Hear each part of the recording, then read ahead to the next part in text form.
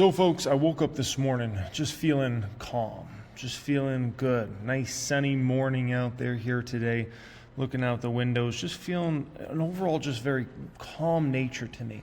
And you know, it's interesting because today around 48% of the public account was reporting earnings. Meta is an absolutely massive position. Tesla's an absolutely massive position. I just felt no stress, no anxiety, no worry, no nothing around these earnings. It just felt like another day is about to happen, right? And I even posted this. I was just chilling on the couch, just waiting for the earnings to come out. I said, here we go, boys and girls. Like, it's time, right? The time has come. So next thing you know, we start hearing earnings, right? Microsoft comes out shortly after the bell. We start hearing the Tesla numbers, IBM reports. All the companies are reporting earnings, and time's ticking on, tick, tick, tick, tick, tick. And I'm like, okay, where are these Meta numbers at? And everybody on CNBC is like, where are the Meta numbers at, right? I posted this after we had been waiting about 30 minutes. I said, come on, Meta, do something. More time ticks on. Next thing you know, Meta's 40 minutes late. And I posted this. I said, Zuck, wake the F up, buddy. We have earnings to report here. Are you busy with someone? It was insane. Like, I'm like, did Meta forget we got earnings today? Like, what is going on here? And then finally, the Meta earnings came out. Okay. Now, based upon the after hours move there, I should be up $19,567 off of just a very small move. We're going to speak about the numbers. We're going to go in depth in regards to these numbers in regards to Meta. Second thing we're going to speak about is where is Meta headed from here? Are we headed to an easy $700 to $800 to $900 range here in very short order? So we'll discuss all that in this video here today. Then we're going to get into Tesla stock. Based upon the after hours move here, my 1,000 shares on public count, I should have made over $18,000 after hours here. We're going to get into the numbers and nitty gritty in regards to Tesla. We're going to talk about, is the stock on its path to $500 plus or not? So we'll discuss that. And then the last subject we'll speak about here today is two stocks that are looking like a snack for me to buy on Friday. So we'll speak about that in this video here today. Action-packed video. All I need from you guys is one thing and one thing only. It's for you to smash that like button. I hope everybody can take the little bit of time out of their video time here to just go down and do that for me, please. Additionally, if you want to be subscribed here to the channel, you can certainly subscribe here to the channel. But yeah, it's a busy day for me, man. Busy day. Additionally, if you're looking to join my group, my private group of 6, 7, 8-figure members, you're looking to take your knowledge up to a much higher level, access to all my best course curriculums, teaching you everything I got up here, pin comment down there, click on that, fill out a form. Let's take investing more serious and join us on in the private stock group, okay? Alrighty, guys. So, Meta. Some major developments in regards to Meta's business model. I mean, these are major developments. Revenue skyrocketed over $8 billion for this company on a year-over-year basis. Yes. And that's in a 3-month span, folks. So that means they're making, you know, we can call it $2.5 billion plus more per month right now than they were at this time last year. That's a pretty incredible thing to think about, right? Now, if you look at every single region is just booming for them. Rest of the world, they went from $4.5 billion of revenue to $5.8 billion. And keep in mind, this same quarter last year was their strongest quarter ever by far. So this quarter they were comping against was a very strong quarter.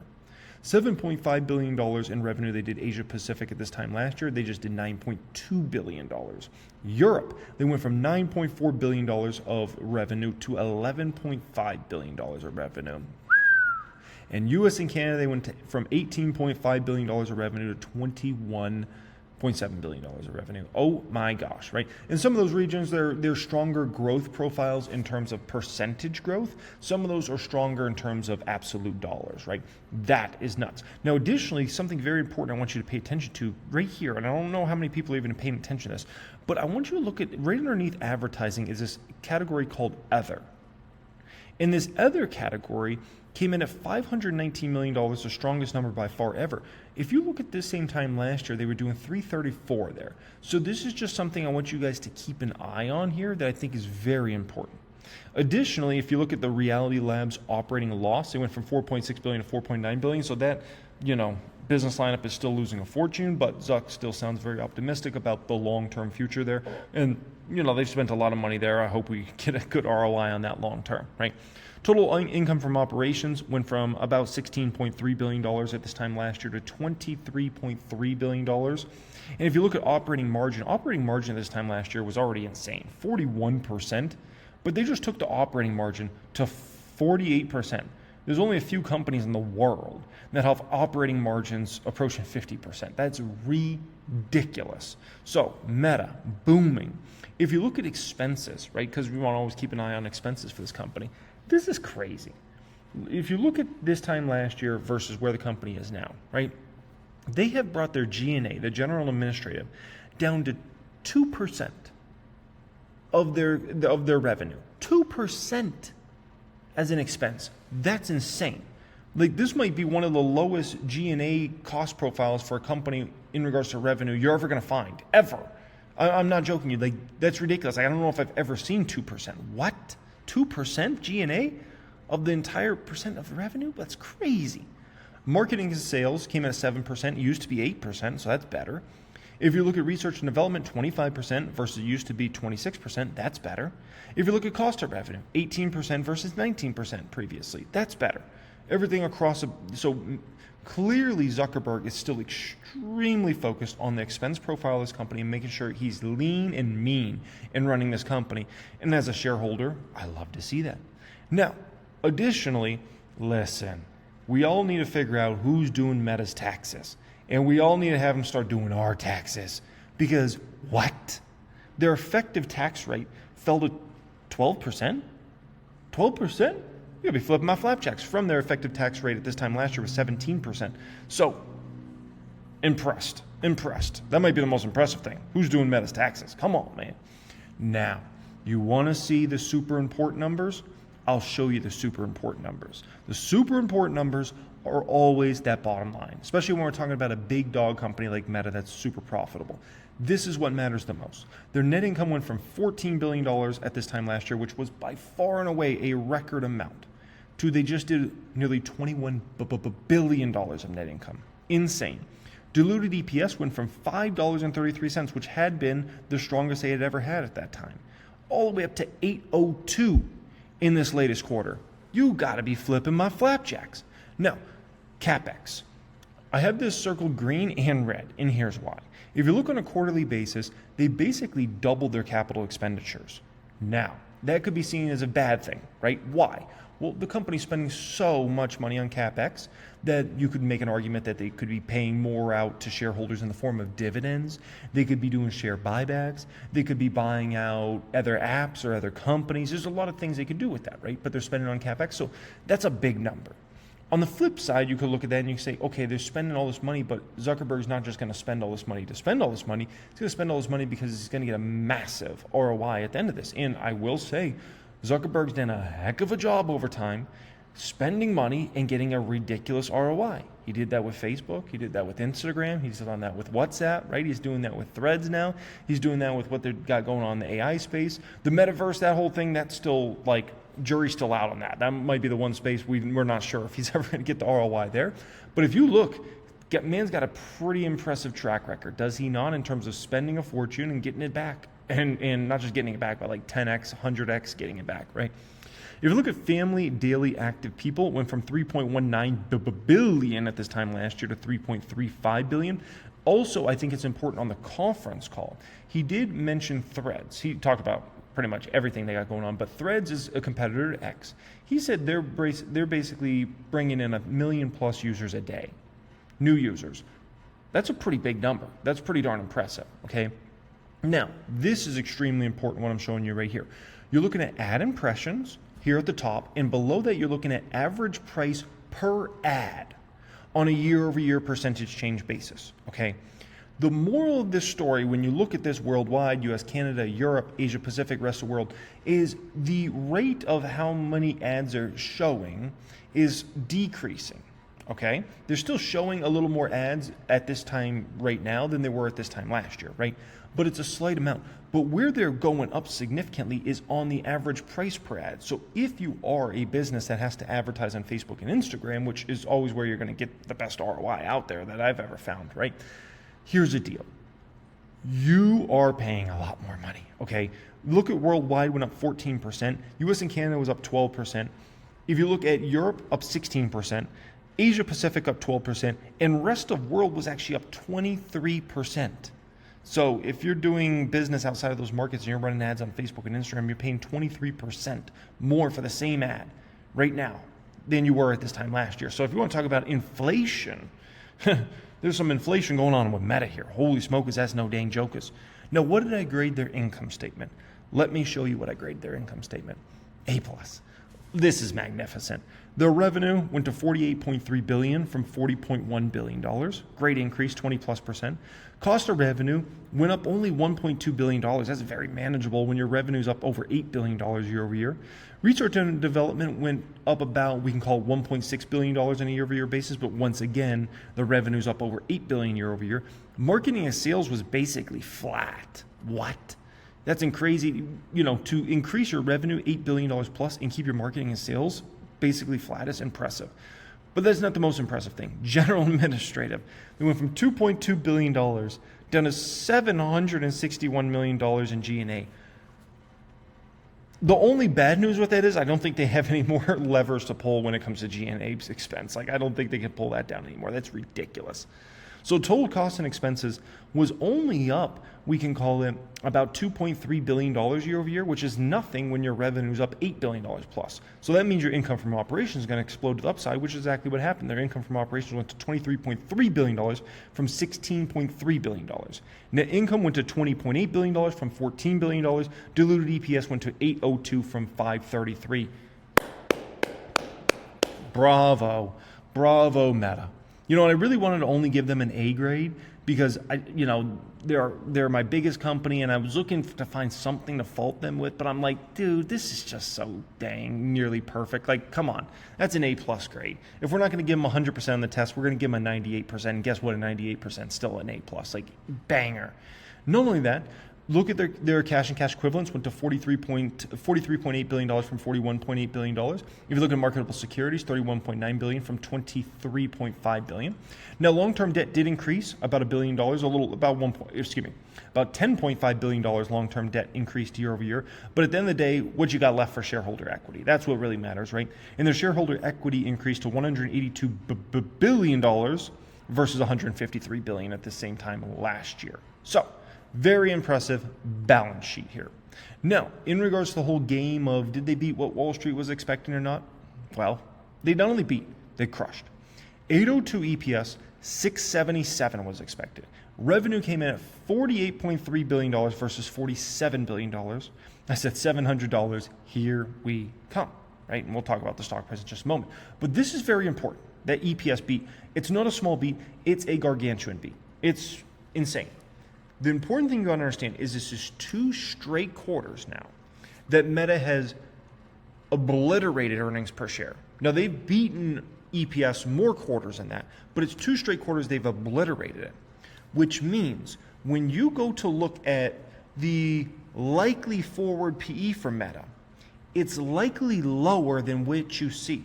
And that doesn't matter if you're talking about Seeking Alpha, if you're looking at 1000xstocks.com, if you're looking at Yahoo Finance. It doesn't matter what service you're using. When you go to look at that forward P it says for Meta right now, keep in mind there's a high probability, I would say, that it's actually lower because all those estimates are taking analyst estimates into account, right? And kind of compiling that. But guess what? Analysts continue to be wrong on Meta. Meta continues to be far more profitable than what analysts expect. So if you go to use 1000X or any service out there and you see it says, let's say a 25 forward P for Meta stock, keep in mind that's an estimate. It's probably going to end up being lower than what it says. And that's beautiful. If you're somebody that owns a stock like that, right? Absolutely beautiful, okay? So moral of the story is we're looking very good in regards to this. Now, I don't know if you guys saw this video. I got a small channel called Jeremy Lefebvre Makes Money. It's my reaction channel. I react to videos and articles and analyst upgrades and downgrades and all types of reactions on that channel, right? And by the way, thank you for everybody that follows me on that channel as well. I appreciate you all for joining me over there. But I did a video last night on the channel. I said this is a huge opportunity for investors, right? And I discussed several subjects in that video, and I reacted to several videos. But one of the things I did in that video is I ran projections, and I showed you projections on Meta stock. and where I expect Meta stock to go 2025, 2026, 2027, 2028. And the moral of the story is we have a lot higher to go than $600 something. So we're on the path to $700 to $800 this year, in my opinion. Okay, this year be somewhere in that $700 to $800 range, maybe approach a $900 level. We'll see. But I can tell you, if they keep coming in and beating numbers, we're looking pretty good. But one of the reasons the path looks pretty good here is, one, I can tell likely where revenues are likely going to be roughly at this year and earnings per share. But additionally here, the company set up where, especially in this first quarter, I think they set up for a very easy revenue guidance. So I think they brought down any like super high expectations around revenue now. So now they're going to set a baseline to come in and beat that number pretty handily, in my personal opinion. But they're playing a little bit of the game of Wall Street on a better level than they used to. They're setting themselves up for coming in and beating analyst expectations, right? Additionally, they already started out by saying they're going to do this big CapEx number. And I think that matters significantly because I don't think they're going to go over that big CapEx number. I think they're going to be in that range. I don't think we're going to be in some situation where a quarter from now or 2 quarters from now, Meta's going to come in and say, you know what, the CapEx number we gave you guys, it was too low, we're taking this baby higher. No, I think they're going to stay in that range. And if they don't stay in that range, it will be because they actually brought their CapEx down, not up. That's my personal opinion. We'll see what happens with that. But that's what I truly believe. And that's a very different situation than maybe past years where you get through the year and the next thing you know, they're taking CapEx, expectations up, right?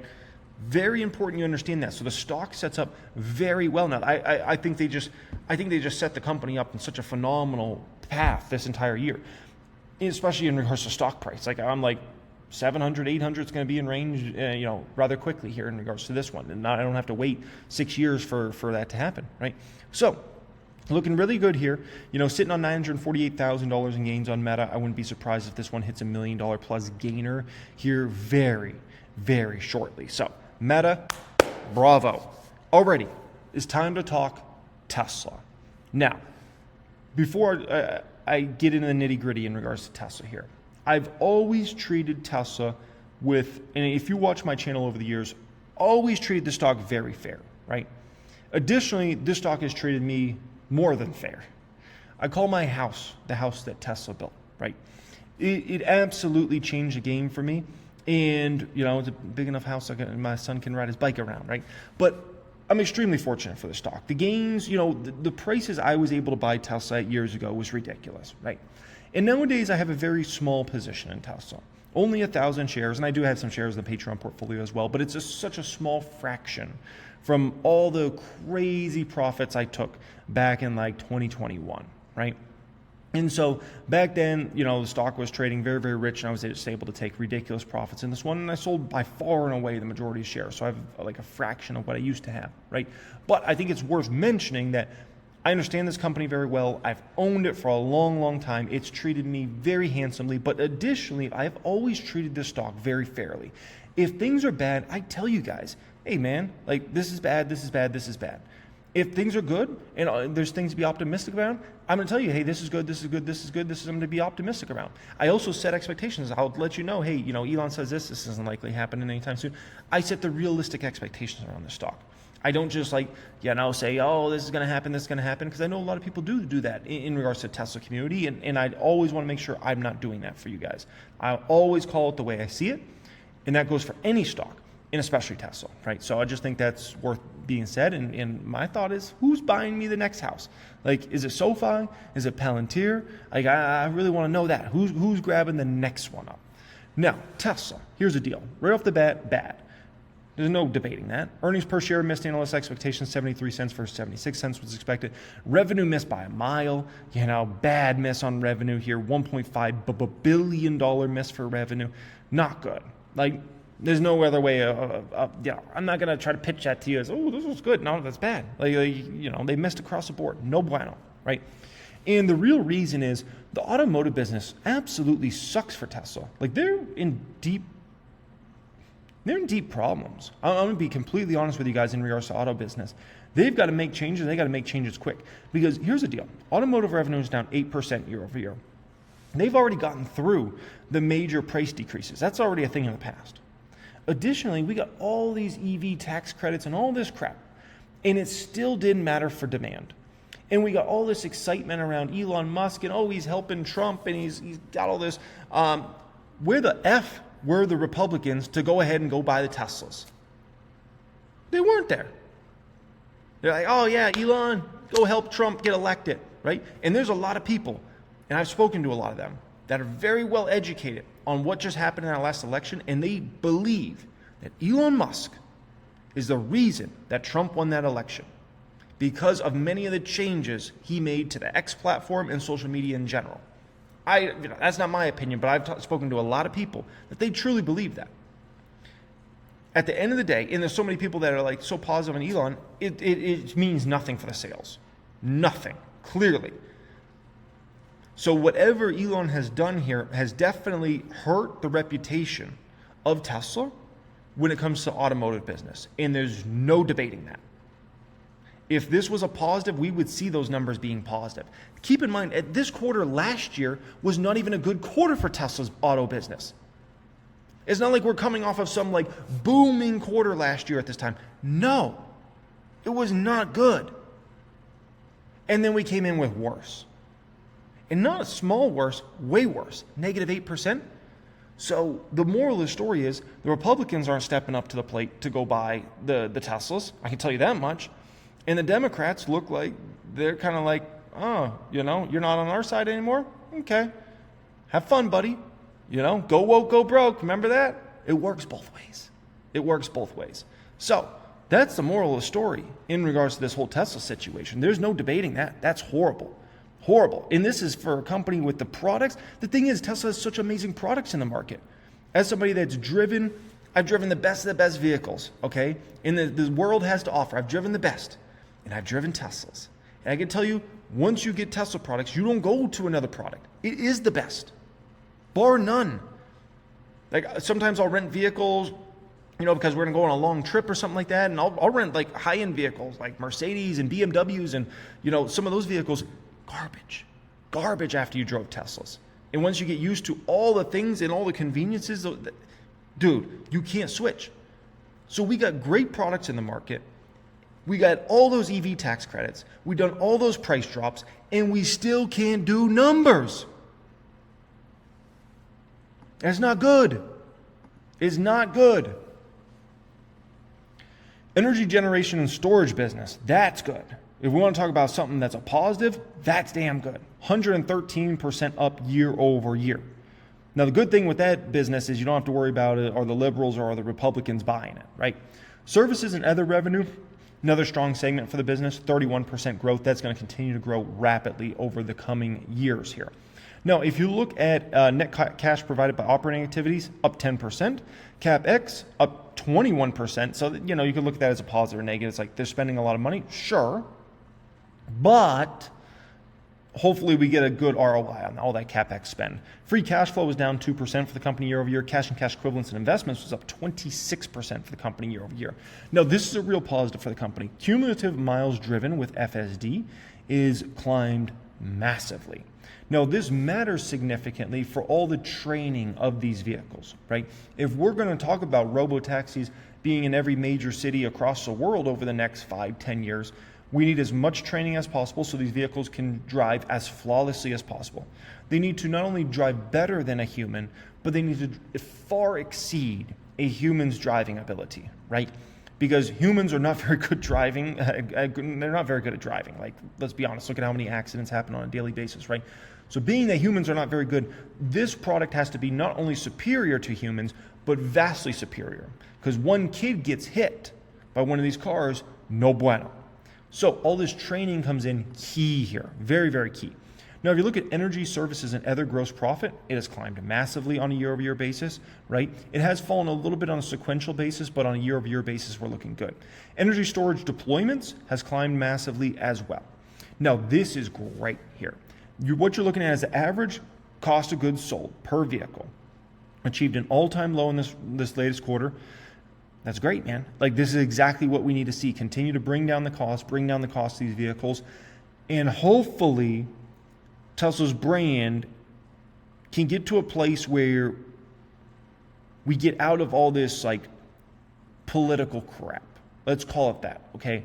because I truly believe that's what's holding back these auto sales numbers with how weak this is, with everything that's going on, how good the product is.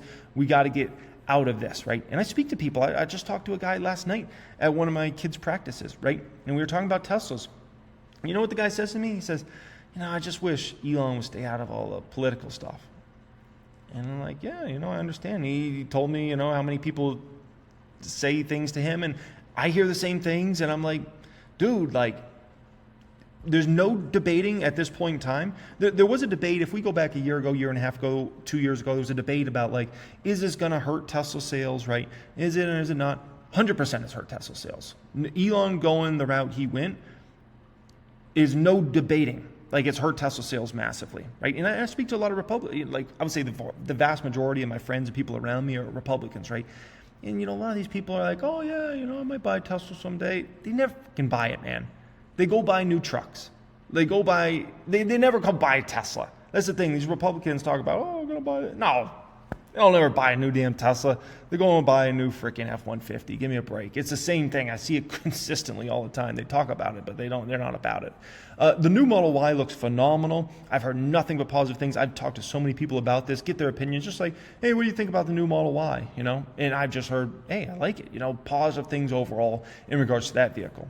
No, if you look at their semi-factory, this is exciting because this has been a long time coming. Finally, the semi-factory is coming, baby. Thank goodness. What do you know? Very exciting times, and looking forward to a future of electric semis. That's going to be very, very exciting, right? Keep in mind, this is not just going to be a 1 or 2 year benefit. This is going to be a multi-decade benefit, and it's going to be a multi-decade switchover for semis, going from internal combustion engines, diesel, obviously going to EV. That's going to be 20 plus years of switchover. That's going to happen there, right? You get the early adopters, and then we'll get more and more switch. Mega Factory Shanghai going really good as far as that goes. They show some pictures of the Tesla lithium refinery, which looks great. They showed this Cortex 50,000 GPU training cluster. And that looks amazing, right?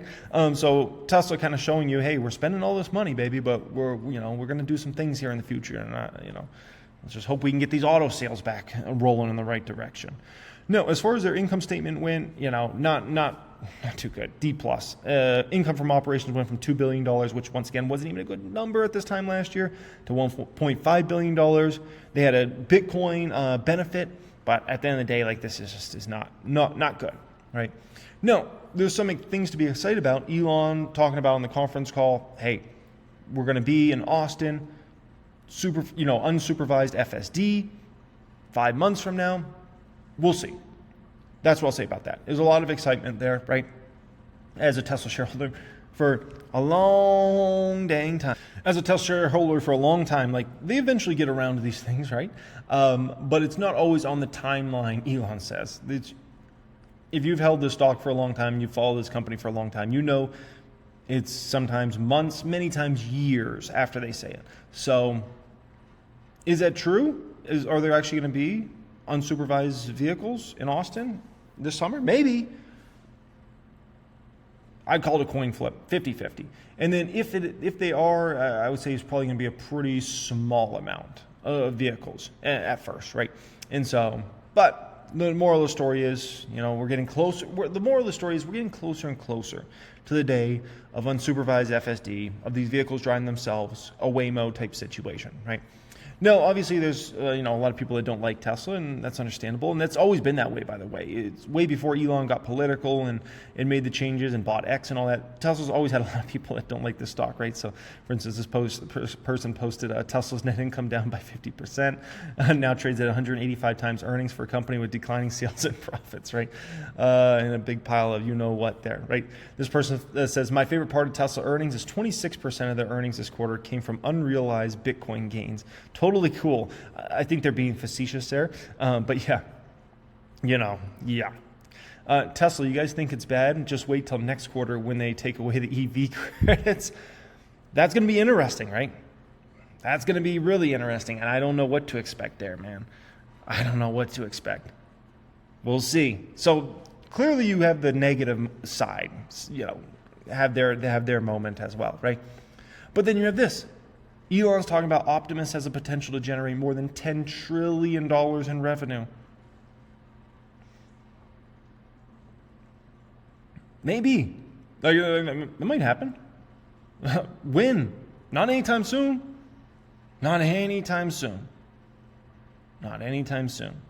When does a company even get to make any sort of meaningful revenue from this opportunity? No time soon. Never mind 10 trillion, no time soon. This is a long, long, long time from now in terms of it mattering for numbers at all. The things that could matter for the numbers in the next few years are getting automotive sales back in the right direction, services business building out, the energy business continuing to build out, and robo-taxi fleets getting in more and more cities over the next 3 years. That's the things that matters for the company over the next, let's call it 3 years. Optimus, robots, things like that, 5 years out, 10 years out, 20 years out, that's going to matter for the company. But that's a long time in the future. So let's just be crystal clear about that, right? Now, here's the deal with Tesla stock and where the stock's headed. At the end of the day, it's a pretty simple game. If the NASDAQ goes beast mode, Tesla's going beast mode. Like, Tesla just rides momentum, is a lot of, excitement about the long term of what's going on with the company, with the robo-taxi opportunity, with the Optimus opportunity, and things like that, right? And so the numbers are clearly not the important thing in the short term, right? So if the NASDAQ rolls and continues to go up, Tesla's going up. My opinion is if the NASDAQ stays kind of flattish, Tesla will head down over this next bit of time. If the NASDAQ goes down, Tesla's going to go down far more than the NASDAQ goes down. It won't even be remotely close, okay? So that's kind of the dealio in regards to Tesla, my Tesla. Now, two stocks that are looking like a snack to buy on Friday that I'm looking at. One is actually Elf Beauty. Elf Beauty is a company that obviously has been a great gainer for me, 1,300% gain. But actually, Elf has fallen so much now. The stock has gotten really compelling. Everybody's worried about what are the tariffs going to be in regards to that whole situation. People are worried about TikTok because Elf has a lot of, Elf has a lot of virality on TikTok platform of people using Elf's products, and so that's a cloudiness, and then the tariff situation's a cloudiness. So all that leads to a cloudiness around the company. Here we are getting closer to the company reporting earnings next week, and so I would like to buy before earnings some shares. Then if the company goes down at all on earnings, I'll buy more shares. But yeah, Elf's really attractive as a buy for the first time in a long time, in my opinion. It's been a long time since Elf's actually been an attractive buying candidate. I would say it's actually a very attractive buying candidate, right? Another stock I'm looking at right now that I'll be buying on Friday is Celsius. This is a stock that's had a lot of trouble, right? I think their numbers are going to get much better in the back half of 2025. And so I think you're going to show the company's going to get back to nice growth in the back half of 2025. So I want to position into the stock now, right? I want to be positioning at the end of 24 and into the beginning of 2025 because I believe as we get closer and closer to the back half of 2025 and Celsius goes back to growth again, right, which is my assumption, that's what I believe is going to happen, I believe the stock's going to already start to roll before we get to that time. So I need to position into this one before. So I'll likely end up picking up more shares on Friday of this one as well, right? And by the way, if you guys ever want to track my buys and sells, you can join my Patreon, also support my content through that. That's always linked in the description area. It's always like the number 2 link down there. And you basically get access to these stocks I'm buying and selling each week as being part of that Patreon. I also have a tier that has a Discord chat access and all that good stuff. You guys are looking for that, okay? Alrighty, folks, appreciate you joining me as always. Much love.